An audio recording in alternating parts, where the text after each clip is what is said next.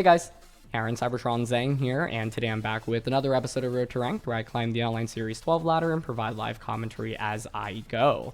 In the previous episode, which I've linked down in the description below, we tried out a team that's performed incredibly well in live tournaments recently, finishing in the top 8 of Vancouver Regionals, piloted by Izzy Lee, as well as the top 16 of the North American International Championships, piloted by Sohaib Mufti. So, we'll be playing a couple more games with it today. Details for the team are in the description below if you want to try it out yourselves, and like I mentioned, this is really just one of the most consistent teams we've tried out on Road to Ranked recently. So, if you're looking for a really solid team to climb the ladder with and learn the game and format with, this is truly one of them. So, thanks so much as always for watching. If you enjoyed, please share your support by leaving a like. I'd really appreciate it. Question of the day, I'm curious what your favorite moveset is in terms of just the general Pokemon right now. You know, whether or not you're trying out any unique sets that you think are maybe a little bit underrated at the moment. Definitely be curious on your thoughts. For me, I've been a Lunala fan for quite a while in the last couple of months, and I really love Moonlight Lunala with Trick Room, Moongeist Beam, and Meteor Beam. So that would probably be my answer with the Power Herb, but let me know your thoughts in the comment section below, and let's get started.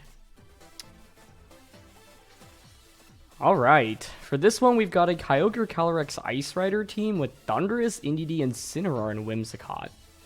Kyogre and Calyrex is an interesting duo. We've used it before on some kind of hyper offense teams. They have a Trick Room component potentially, but sometimes you could even run like max speed Calyrex to outspeed things under Tailwind. Generally I like just going Grimm and Kyogre here, like setting up screens, enabling Kyogre. Rillaboom's decently valuable here, so I think it's like Grimm, Kyogre, Zacian, Rillaboom. Although, honestly, Amoonguss is pretty interesting. Being able to, say, Spore Thundurus would be really valuable, but like, most of the time they're just gonna max Airstream me, right? I'm pretty nervous about dealing with Thundurus, so I'm actually down for Grimm, Zacian, Kyogre in the back, and then Rillaboom. Basically, part of the theory here is if we eliminate Thundurus early on, Rillaboom has a lot more control in this game.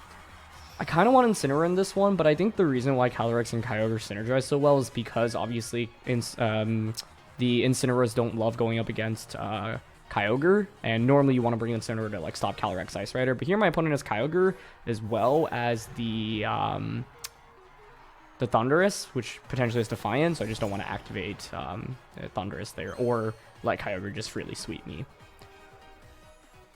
So it's going to be Whimsicott and Zacian here, or Whimsicott and Calyrex against Grimm and Zacian. So I can pretty easily set up Reflect into Behemoth Blade on turn 1.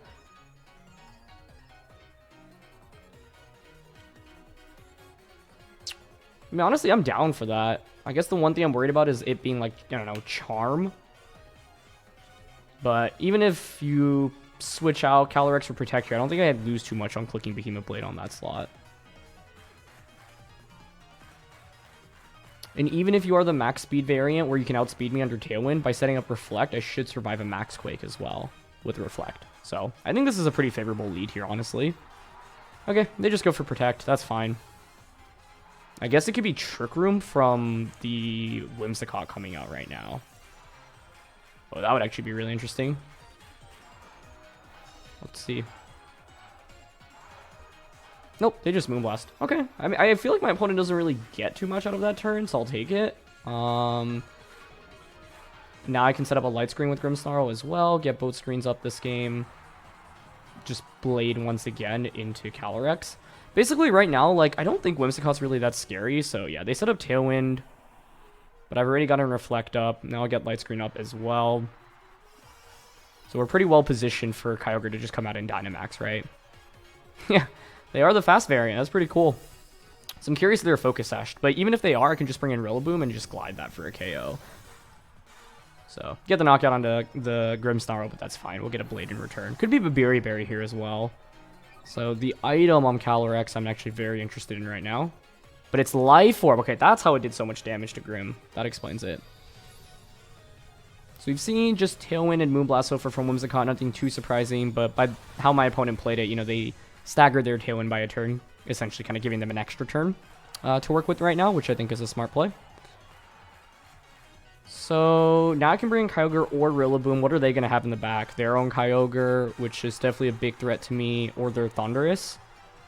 I think Thundurus coming out in this position makes a lot of sense, so I'm willing to bring out my Kyogre. Even if they bring out their Kyogre, it's fine because I set up Light Screen and it is going to be Thundurus.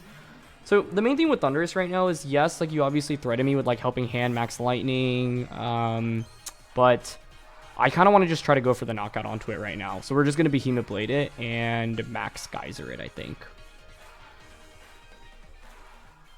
Yeah. Basically, it also kind of boils down, like, you obviously don't have the Life Orb on Thundurus, so even with Helping Hand support, I'm not actually sure you get a one-hit knockout onto Zacian. So the idea is, like, maybe they are Assault Vest then, because you're not Life Orb. I guess you could also be Supportive Thundurus, which would then be really interesting, because I feel like I've been baited into thinking you're a Dynamax Thundurus. They're not maxing. Uh-oh. They could also go for Fly here, which would be pretty cheeky. But the thing is, if you go for Fly, then the subsequent turn I can just play Rough Thundurus and Hailstorm Whimsicott to pick up a double KO. So I'm actually not that worried about that. And then if their last one is Kyogre, like, our Rillaboom actually wins against it pretty easily.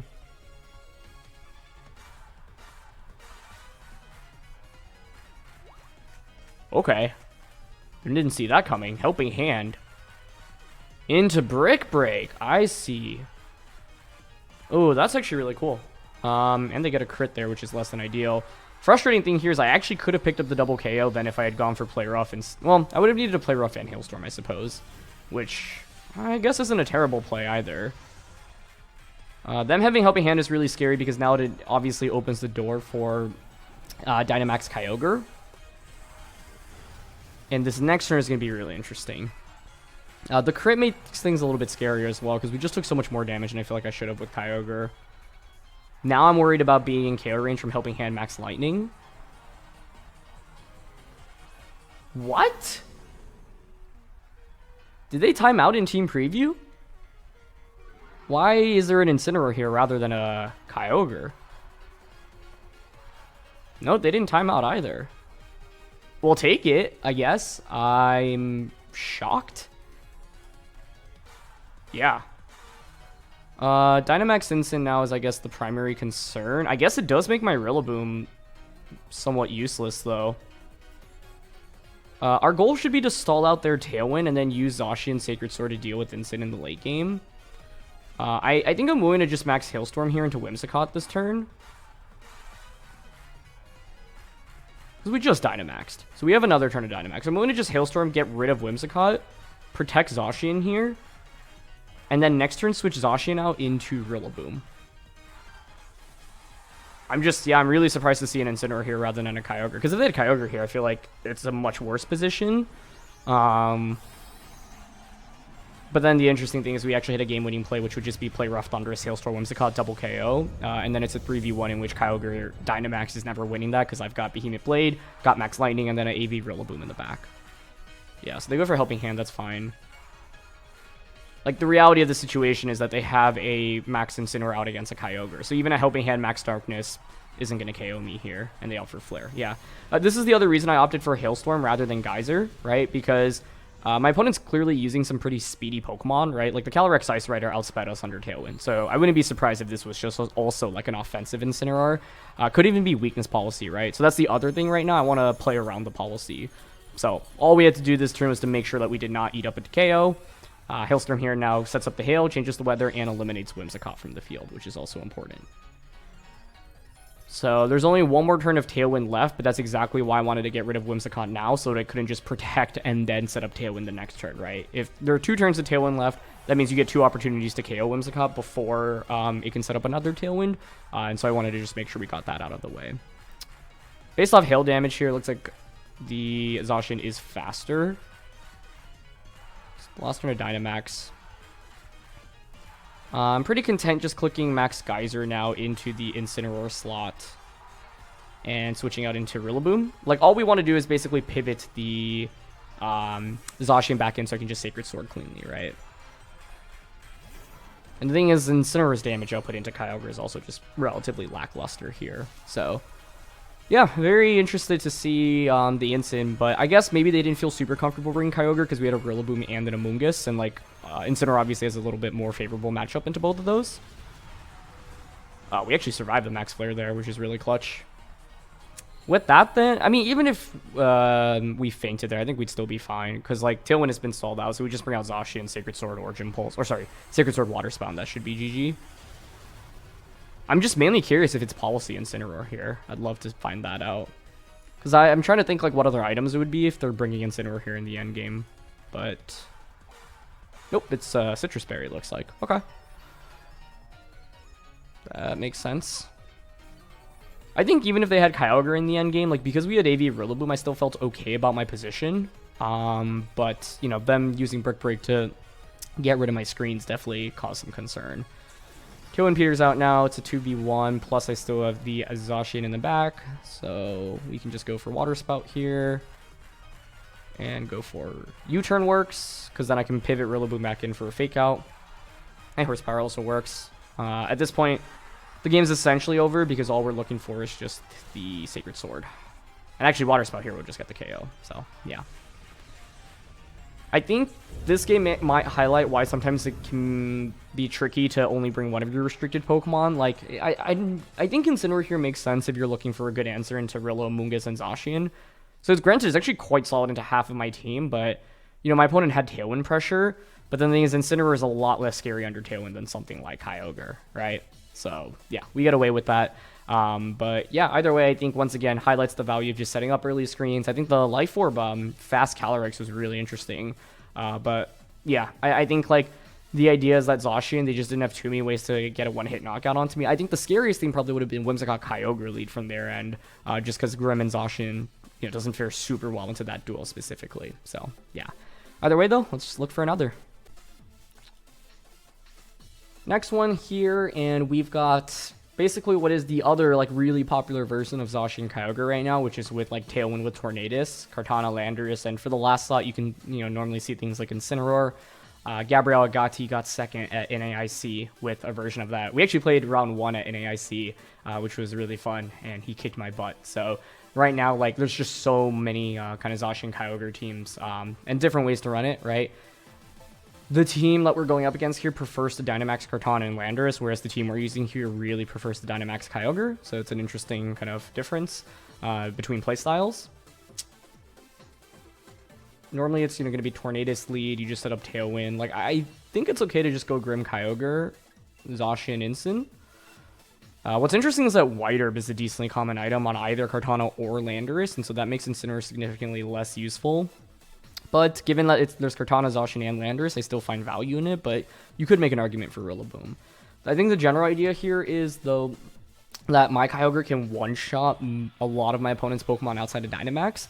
And so the idea is just, like, set up screens and use Kyogre to just, like, pick up one-hit KOs turn after turn, ideally. If they lead Kartana, we can look towards pivoting out into Incineroar for a quick Intimidate.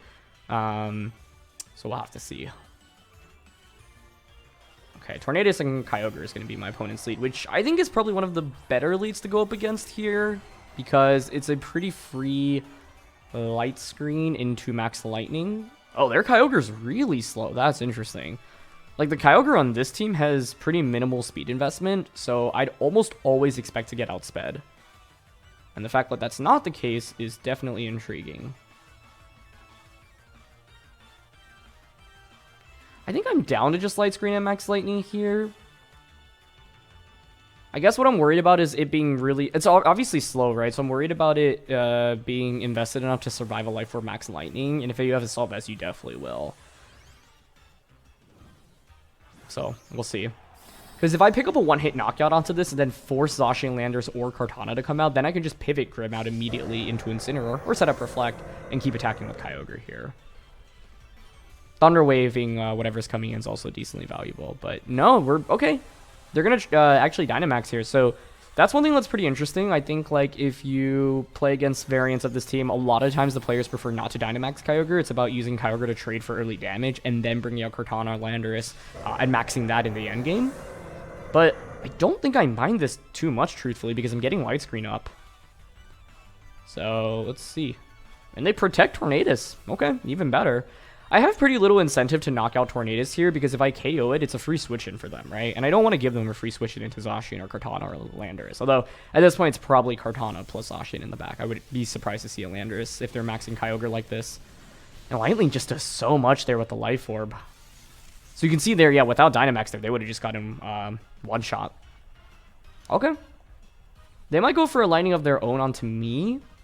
But nope, it's just Geyser. Curious about the Kyogre's EV spread here, truthfully.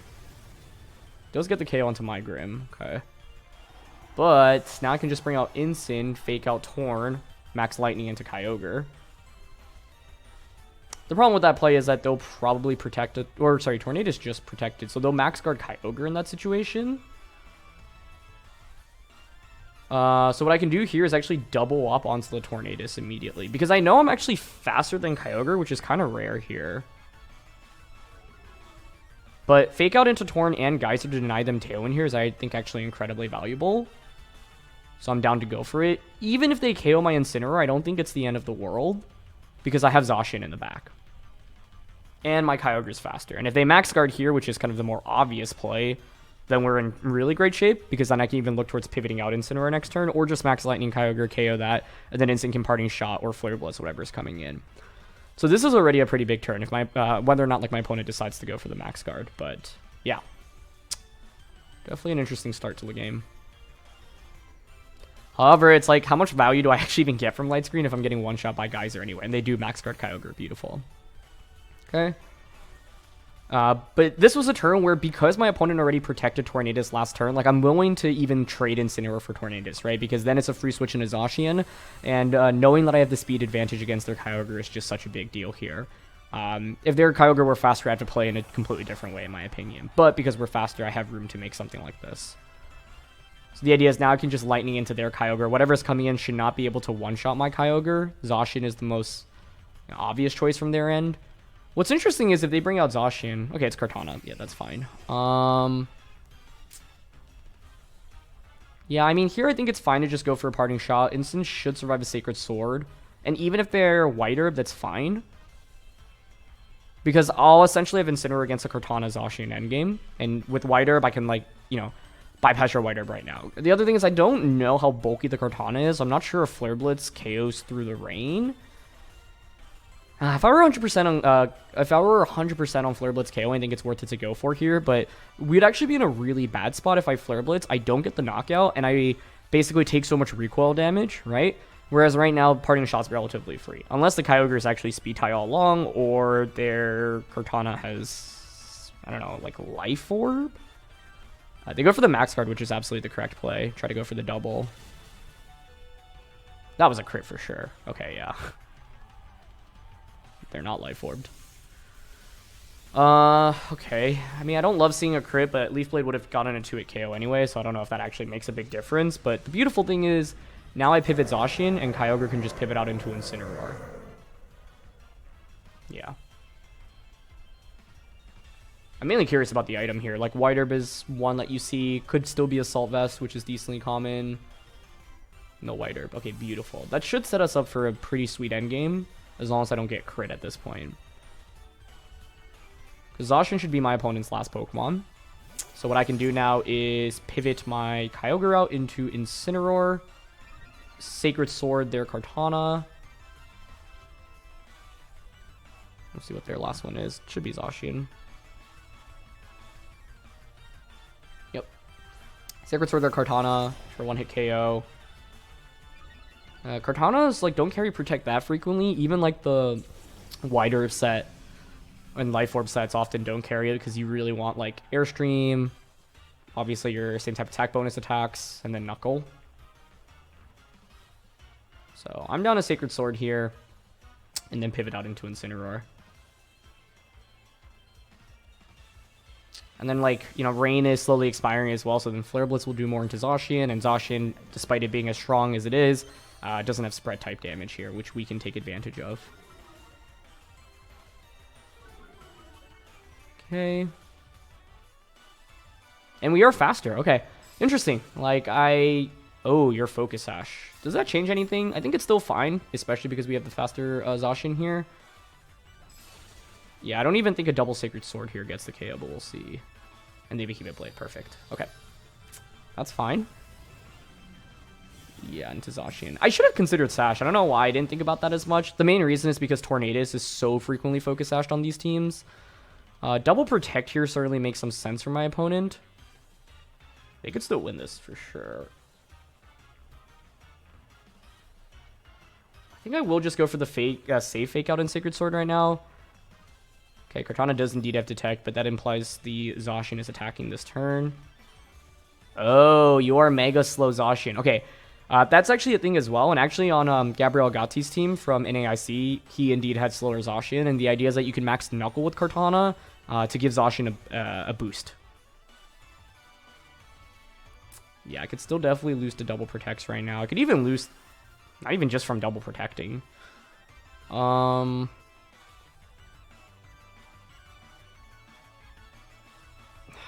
Because if you're my opponent, your play is to double protect Kartana and then Behemoth Blade Zacian. So the question is whether or not I want to read into that.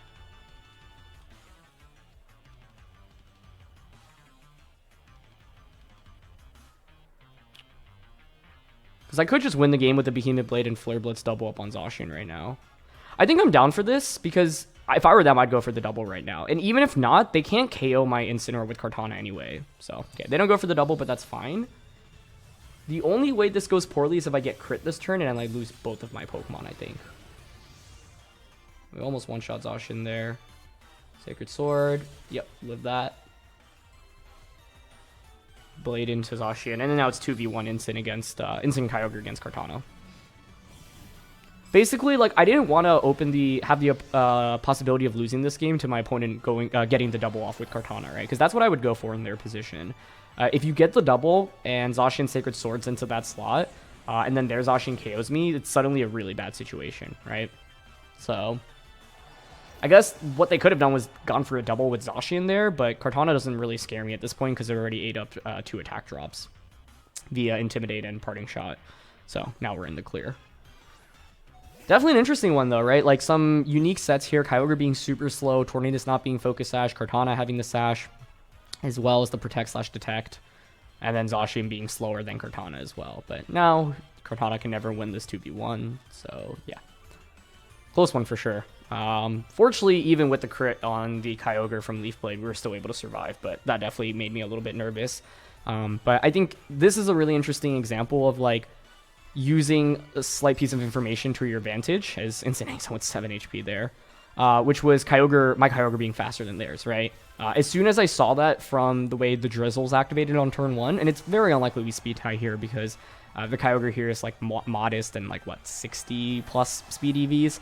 It's just such a unique speed stat that I would be absolutely shocked if we actually speed tied. And so I can use that to my advantage because I know that then my opponent's a little bit more forced to set up Tailwind in order for them to actually outpace me. So yeah, battle of the Zacian Ogre teams there, but in the end we come up on top, which is awesome. So we'll look for one final one here. Final one here, and Xerneas Calyrex. Normally, I mean, with this it's like Misty Explosion and then like Symbiosis with the Oranguru. I think my win rate against this is still like super low, like because even when I know what's coming, I'm still like, how do I actually stop it? The idea is like you have Choice Band on Oranguru, like Whimsicott Xerneas lead, often set up Tailwind, go Boom, and then go Calyrex Oranguru, or you could set up Trick Room.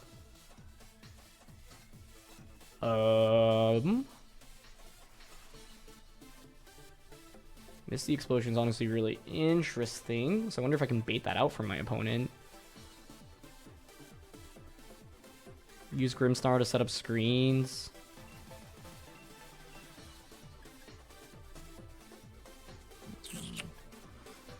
Zacian, Incin, Grim, Kyogre works. Amoonguss could Spore, which I honestly find really intriguing. But it'll fall to just Brutal Swing plus Glacial Lance, right? The reason to bring Amoonguss is because my opponent could go the Trick Room route. But I think I'm okay with Grim plus Kyogre, Zacian plus Incin. But let's see. I have definitely lost against this composition before, and I think like I might be tunnel visioning too hard on them just going Whimsicott Xerneas lead.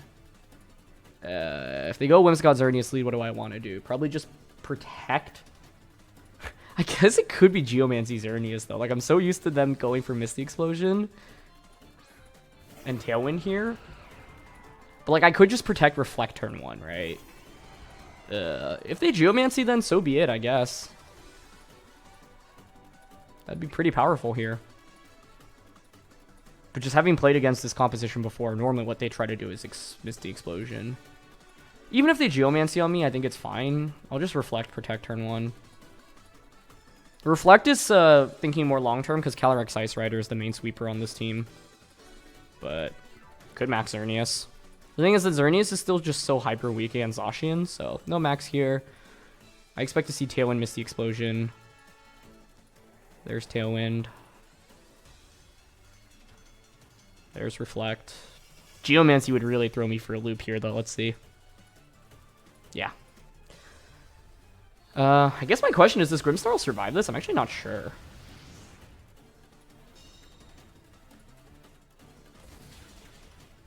The answer is going to be no. That's fine. Now we just get Incineroar in, right? Okay.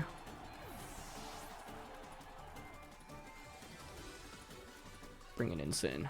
The thing is, I guess, like, Oranguru just, like, the thing is, you can't really go for the brutal swing stuff. Although, I guess you activate Policy still, no? And then you can just max Quake me. I might still be in danger here, honestly, because Calyrex presumably is fast enough to outspeed Zacian under Tailwind. If not, they're going to be in pretty bad shape.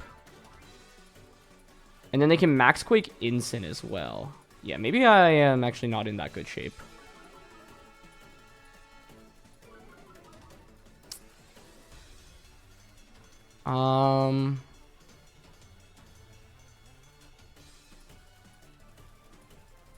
I assume it's Inner Focus Oranguru here. But I think I'm still just going to fake out Max and Geyser it. Because I think with Incin, I guess I could Parting Shot is the thing. Yeah, so they're going to Dynamax. So normally it's going to be Policy here. I mean, one thing we can look towards is just stalling out their Tailwind. What else could I have brought? A Mungus lead?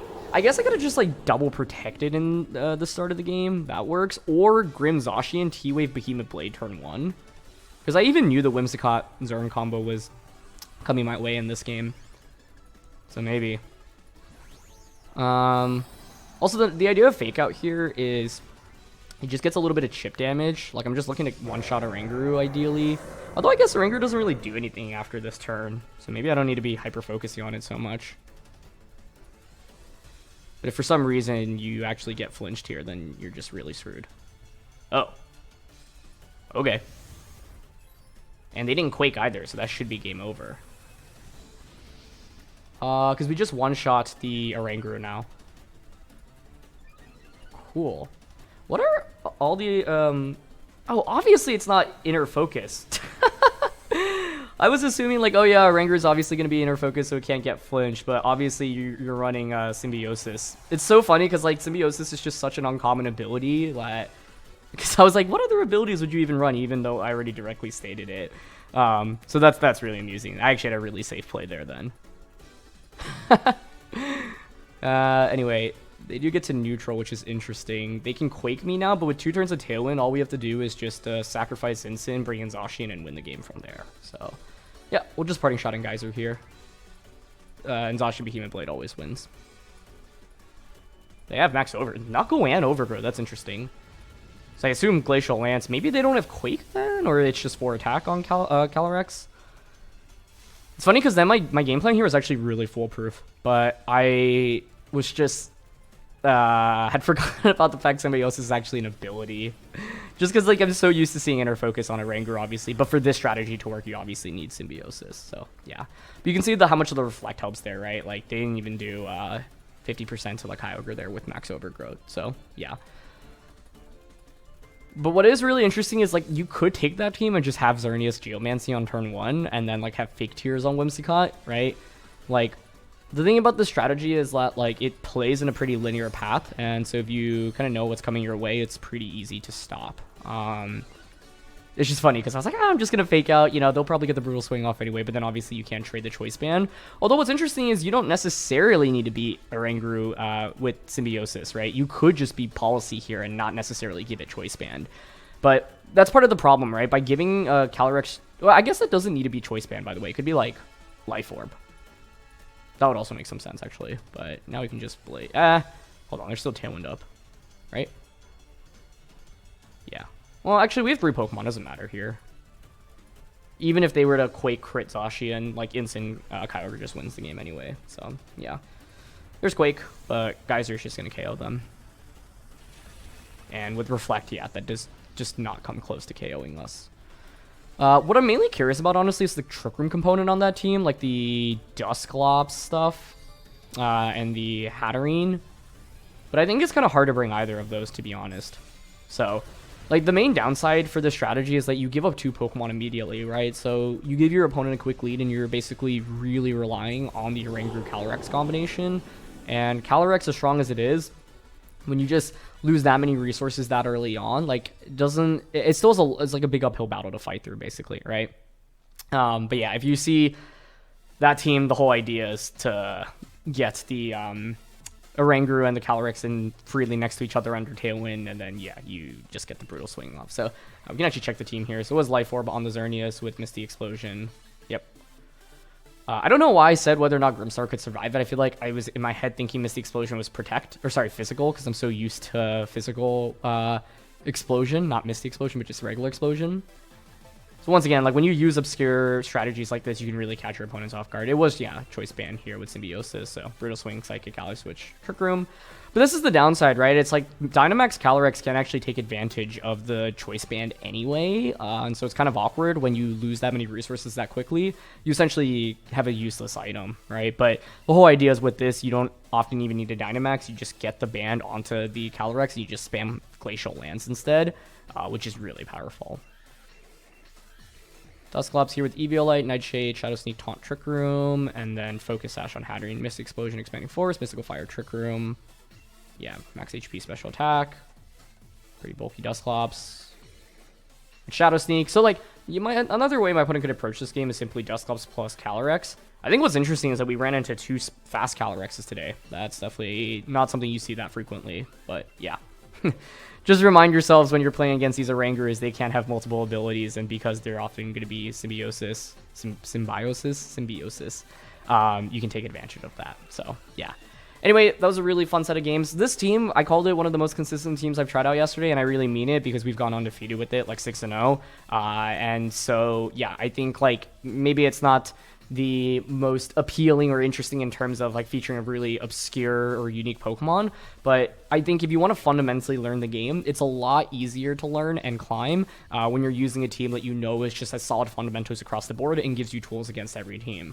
When you use some of the more obscure Pokemon and, you know, strategies that, like, some of the strategies we featured recently, it can be a lot more difficult to play the game, and then relies on, like, the player really executing it properly from the start of the battle, whereas, like, a strong team can carry a player a little bit more. And so, yeah, huge thank you to Izzy and Sohybe once again for this one. So leave a like if you enjoy. Don't forget to answer the question of the day, and I'll see you all soon. All right, peace.